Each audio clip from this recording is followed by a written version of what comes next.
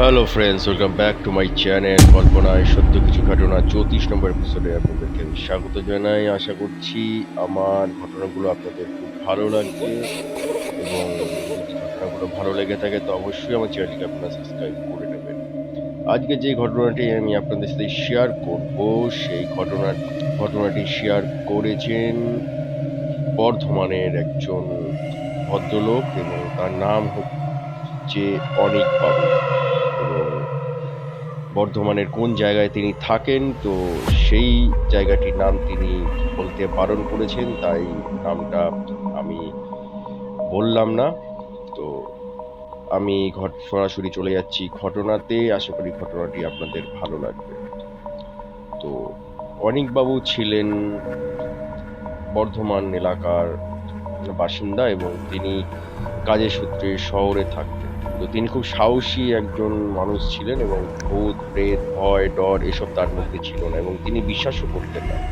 তো তিনি মনে করতেন যে এই জিনিসটা আমি চোখে কোনোদিন দেখিনি, তো সেই জিনিসটাকে আমি কোনোদিন বিশ্বাস করব না। কিন্তু উনি বিশ্বাস করতে সেটি বাধ্য হয়েছিলেন যখন সেই ভৌতিক বা অলৌকিক ঘটনাটি তার সাথে ঘটে। তিনি অফিস থেকে ছুটি নিয়ে বেশ কয়েকদিনের জন্য তিনি গ্রামের বাড়িতে ঘুরতে এসেছিলেন, এবং সেখানে তাকে তার বেস্ট ফ্রেন্ড যিনি ছিলেন তিনি তাকে তার বাড়িতে নিমন্ত্রণ করেন। এবং তার বেস্ট ফ্রেন্ডের বাড়ি তার বাড়ি থেকে প্রায় 4 কিলোমিটার দূরে। এবং তারা 4-5 জন মিলে তার বেস্ট ফ্রেন্ডের বাড়িতে যায়, কিন্তু পথে প্রচুর বাঁশঝাড়, প্রচুর জঙ্গল পেরিয়ে যেতে হতো। তো এরকমই এক শীতের রাতে তারা 6 বন্ধু মিলে সেই বন্ধুর বাড়িতে যায়, এবং সেখান থেকে ফিরতে ফিরতে অনেকটা রাত হয়ে যায়। তো অনেকেই তাকে বলেছিল যে রাত্রিবেলা সেই পথ দিয়ে না আসতে, কারণ রাত্রিবেলা গ্রামের লোকরা সেই পথ দিয়ে যাতায়াত করে না, কারণ সেখানে অনেক অলৌকিক বা ভৌতিক ঘটনা আগেও ঘটে গেছে। কিন্তু তিনি ছিলেন খুব সাহসী একজন লোক, এবং তিনি সেসব কিছু বিশ্বাস করতেন না। তো সেখান থেকে যখন তারা খাওয়া দাওয়া করে রাতে বেরোলেন, তখন তারা মনে করলেন যে অনেকটা ঘুরে আসবো, তার থেকে বরং এই পথটা ধরেই যাই, 4 কিলোমিটার রাস্তা অনেক তাড়াতাড়ি কেটে যাবে। তো সেই হিসাবে তারা ওখান থেকে বেরিয়ে পড়ল, কিন্তু তাদের মধ্যে একজন বন্ধু অনিকবাবুকে বললেন যে তুমি কিন্তু এইখান দিয়ে যেও না, কারণ রাস্তাটা কিন্তু খুব একটা ভালো না। তখন তিনি বললেন যে না, কিছু হবে না, আমরা সবাই একসাথে যাচ্ছি, আর ভূত ফুত বা এসব কিছু হয় না।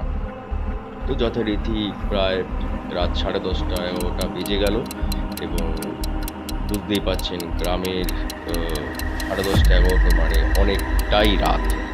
তো তারা গল্প করতে করতে নিজেদের মধ্যে কথা বলতে বলতে হাঁটতে শুরু করলেন, এবং যখন তারা অর্ধেক রাস্তায় এলো, তখন তারা অদ্ভুতভাবে সামনে দেখতে পেল এমন একটা জিনিস, যে জিনিসটা দেখার পরে তারা প্রচণ্ড ভয় পেয়ে গেল। এবং তখন তারা দেখলো যে একই রকমভাবে ড্রেস পরা, একই রকমভাবে সামনেও কয়েকজন ব্যক্তি হেঁটে চলেছে, এবং তারা নিজ চোখে বিশ্বাস করতে পারল না। তাদের মধ্যে একজন বলল, জিনিসটা কিন্তু অলৌকিক একটা ব্যাপার, কারণ আমাদের মতো একই রকম লোক কি করে এই রাস্তা দিয়ে যায়, বা কি করে এইখান থেকে যাচ্ছে, আর এত রাতেও বা গ্রামের লোকেরা কি করে এই রাস্তা দিয়ে যাতায়াত করছে, কারণ আমরা যতটুকু জানি যে রাত্রিবেলা এই রাস্তা দিয়ে কোনো লোকজন যাতায়াত করে না। তো দেখতে দেখতে হঠাৎ করে সেই লোকগুলো উধাও হয়ে গেল, এবং তারা নিজেদের মধ্যে এটা আলোচনা করতে শুরু করলো যে যদি তারা লোক হয়ে থাকে তাহলে এত তাড়াতাড়ি সেই জায়গা থেকে তারা কখনোই সরে যেতে পারে না, এটা অলৌকিক কিছু। তো যত তাড়াতাড়ি সম্ভব আমাদের এই জায়গা থেকে বেরিয়ে যেতে হবে, না হলে আমাদের বিপদ হতে পারে।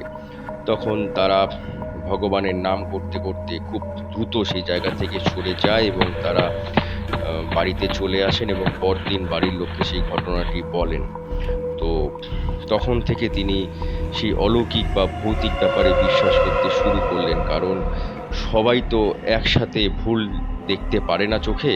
সুতরাং ঘটনাটি সত্যি, এবং ঘটনাটির মধ্যে পুরোটাই সত্যতা আছে, এটি অনীকবাবুর বিশ্বাস। তো আশা করি ঘটনাটি আপনাদের ভালো লেগেছে। যদি ঘটনাটি আপনাদের ভালো লেগে গিয়ে থাকে তাহলে অবশ্যই আমার চ্যানেলটিকে আপনারা সাবস্ক্রাইব করে নেবেন, না হলে কিন্তু আমার ঘটনার নোটিফিকেশন আপনাদের কাছে গিয়ে পৌঁছাবে না। আশা করি ভালো আছেন, সুস্থ আছেন, ভালো থাকবেন।